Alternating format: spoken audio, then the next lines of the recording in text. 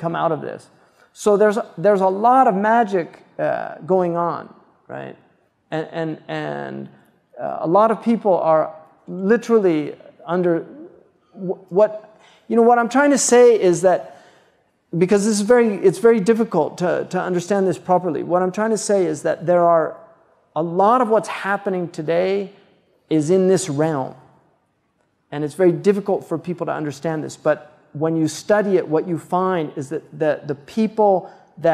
a lot of the people involved in mass control are actually heavily involved in this science. And that's what you find out when you do the research.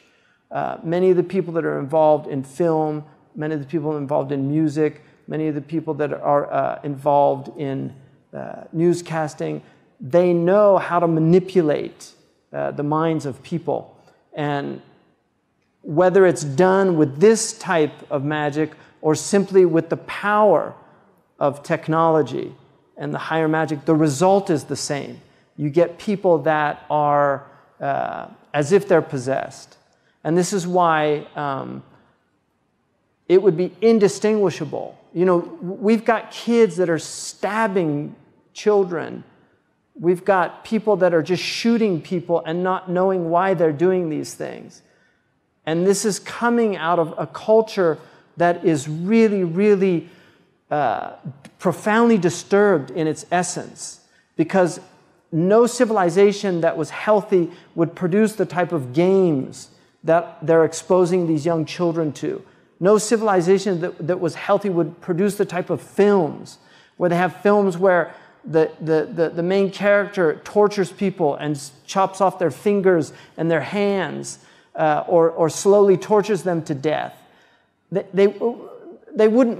Muslims would have never come up with these type of ideas, because their culture is not a demonic, dark culture. It's become demonic and dark because of a lot of madness that's happened in the Muslim world. I mean, there's a lot of demonic, dark things going on, and these people are really. Dostoevsky called his book about the terrorists the possessed, and in one translation it's called the demons. I don't know the Russian word for it, but he certainly understood that there was something demonic involved in this. So that's, it's difficult for people to deal with this stuff, but when you actually find out about the characters that were involved in producing a lot of this technology, and you read the history of it, you find that they were really involved in a lot of these things, which is very strange. And when you see the result that these things have on people and the effect that they have on them. So, I mean, I don't know, Arthur C. Clarke, who said that advanced technology becomes indistinguishable from magic, was involved in magic. He was involved in numerology. It's very strange that they place these satellites at 22,000 feet, because those are their numbers, 11, 22, 33. They like multiples of 11 and things like this. So I don't know. I mean, we're all trying to work this thing out, aren't we? But these things are real, and jadoo, whatever you want to call it, it's real. And that's why and I'll tell you something just personally. For me, I didn't really give a lot of this credence, because I wasn't raised like this. I was raised, my father was a college professor.